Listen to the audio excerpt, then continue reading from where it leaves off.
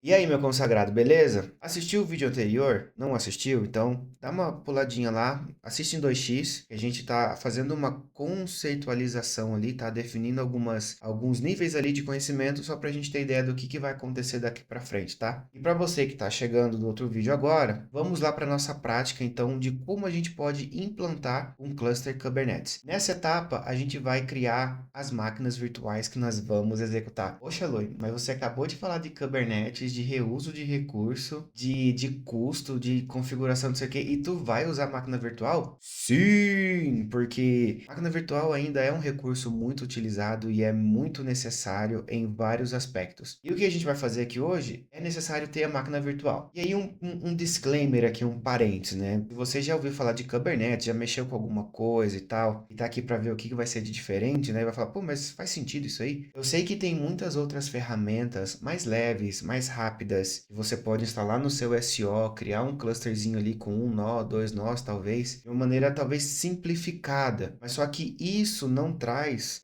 eu acho, isso é a minha opinião agora, não que é a verdade absoluta. Eu não acho que isso traz um conhecimento legal de como tudo funciona dentro do Kubernetes. Lógico, tem o Kubernetes in the Hard Way. Deixa eu ver como é que é o nome daquele repositório. É Kubernetes Hard Way. Tem um repositório que vocês podem visualizar. Deixa eu mostrar aqui, telecâmera. Este repositório aqui, dá um zoom. Ele fala como configurar um Kubernetes assim, no nível de escova bit, sabe? Bem escovar bit mesmo. Eu escovo bit, mas tem coisa que eu prefiro não escovar, eu prefiro ir no caminho mais tranquilo. Então, assim, o que a gente vai fazer é criar um cluster que vai dar uma base para vocês até do nível de produção. Então, assim, as ferramentas que nós temos para aprender na máquina, que cria um nó ali, o próprio Docker você pode ativar, ele vai ter uma API server, você vai poder fazer deploy dos manifestos ali, vai funcionar, legal, mas algumas coisas eu acho que a gente precisa entender mais a fundo ali para entender melhor do porquê que tudo aquilo ali existe, tá? E mais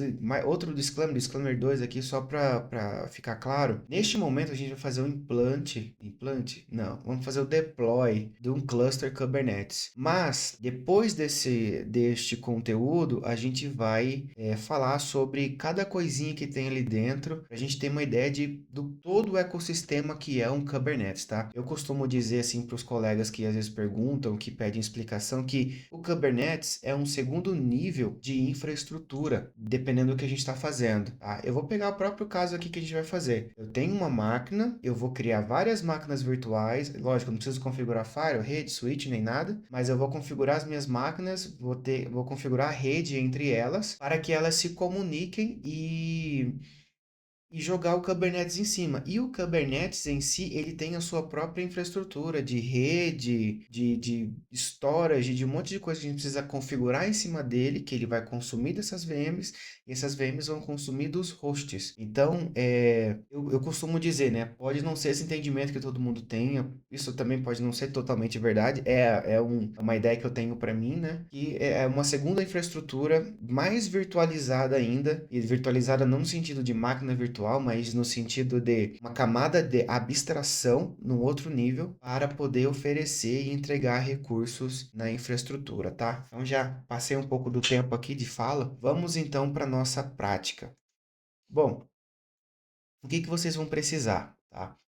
Instalar o VirtualBox e baixar a ISO do Ubuntu Server. Tá? Se você pesquisar por Ubuntu Server, você vai chegar nesse site aqui, tá? Do próprio Ubuntu. Baixem a imagem oficial, tá? E o VirtualBox também é bem tranquilo de achar, tá? VirtualBox pesquisou aqui, deixa eu só minimizar esse cara aqui.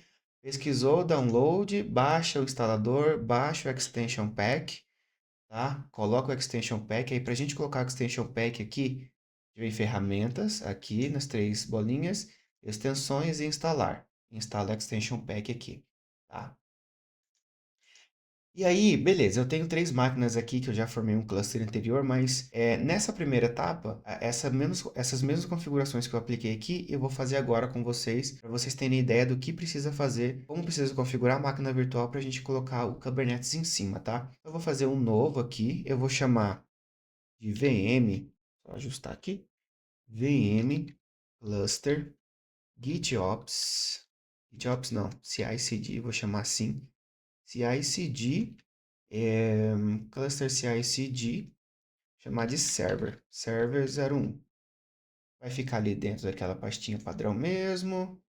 Eu vou selecionar, tá? O de vocês não vai aparecer aqui, talvez, né? Mas aí você seleciona o outro, vai onde está a sua imagem e abre ela. Pula a instalação desassistida, tá? Pula essa parte aqui. Hardware, eu vou colocar aqui 4 CPUs com 4.096 megas de memória. Então, 4 CPU com 4 GB, tá? Disco rígido, 50 GB de disco é o suficiente para este momento.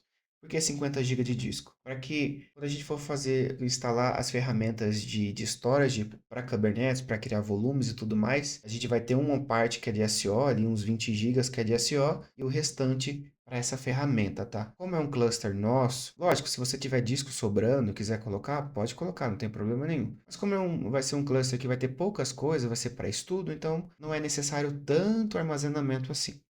Finalizo. Antes da gente ligar a máquina, vamos aqui em configuração, tá? Aqui em processador, a gente habilita esses dois conjuntos de instruções aqui. Na aceleração tá ok. A gente desativa o áudio, o Windows Server. O server não tem áudio. E aqui em placa de rede, a gente coloca modo bridge e coloca modo promíscuo, permitir tudo. Isso aqui vai fazer com que essa máquina virtual seja acessível tanto por dentro do VirtualBox quanto de fora do VirtualBox, porque a nossa máquina vai precisar acessar esses caras. E modo bridge, porque eu quero que essa máquina virtual tenha um IP válido da minha rede. O NAT ele faz uma tradução da placa de rede da sua máquina para dentro para a placa de rede da máquina virtual. Já o modo bridge é como se essa placa de rede de fato existisse na rede, ela na verdade ela vai existir na rede, mesmo, entre aspas, virtualizada na nossa máquina, porém ela vai pegar um IP válido da rede que vai ser necessário para a gente poder acessar, tá? Feito isso, ok, aí sim a gente inicializa. A gente vai inicializar no modo headless. Por que no modo headless? Porque daí quando a gente clicar em exibir, a gente consegue fechar aqui sem desligar a máquina, tá? Então, exibir.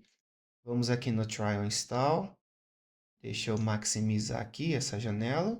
Virar um pouquinho essa câmera para cá. Aí, ficou legal assim.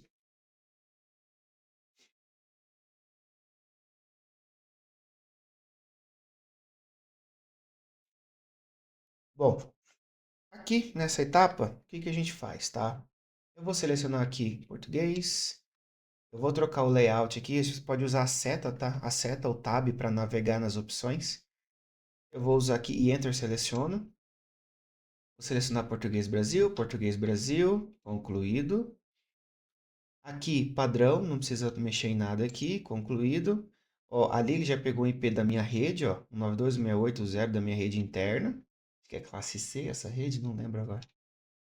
Aqui proxy não tem na rede, ele vai ter acesso direto à internet. Aqui ele está verificando se ele consegue baixar atualizações da internet, então pode esperar, pode dar um concluído. Aqui que é uma etapa importante, tá? O Ubuntu, ele não faz o uso total do disco em relação ao SO, ali, em relação ao que tem disponível, tá? Então, o que a gente precisa fazer? Vai nessa opção aqui, ó, para ser formatado como ext4, montado em barra, que é onde ficam todos os arquivos do SO ali, que é no barra. Vem Edit. Eu vou colocar um número aqui, pode ser qualquer número, no começo, tá? Então, por exemplo, aqui está dizendo que tem 47 GB disponível, o size máximo. Eu estou colocando ali 123 GB. Aí, quando eu der um tab, ele vai alocar, ele vai entender que é para alocar o tamanho máximo do disco. Então, no formatar como XFS, tá? E aqui guardar, mount no barra mesmo, na raiz, guardar. E a gente vai aqui em concluído. Continue.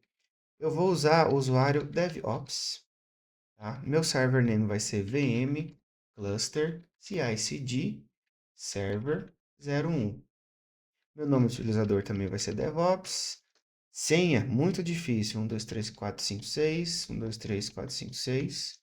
Concluído. Contínuo. E aqui a gente não vai habilitar o Ubuntu Pro. Aqui a gente precisa do SSH Server, tá? Então, aperta espaço para ele ativar o xizinho ali. concluído. Aqui a gente não instala nenhuma opção, tá? Da tab, concluído. Pronto. Isso que a gente precisa fazer para ter a máquina virtual ali da forma como a gente precisa, tá? Então a gente definiu o nome do host, definiu o modo bridge, o modo de rede promíscuo. Ele está instalando já um Ubuntu, vai ter algumas atualizações, mas a gente vai executar a atualização de novo. 4 cores e 4 gigas é suficiente para esse momento. Dessa maneira, né, esse vídeo finaliza aqui, tá? No próximo vídeo a gente já vai começar com o deploy do Kubernetes em outra na máquina, tá? Nós vamos usar essa aqui. Já tenho algumas outras máquinas prontas ali, com algumas configurações a mais que eu vou falar no próximo vídeo, tá bom? Então, te aguardo no próximo vídeo, né? Já vai estar em algum lugar aqui da tela. Clica lá e vamos continuar esse rolê, beleza? Até logo!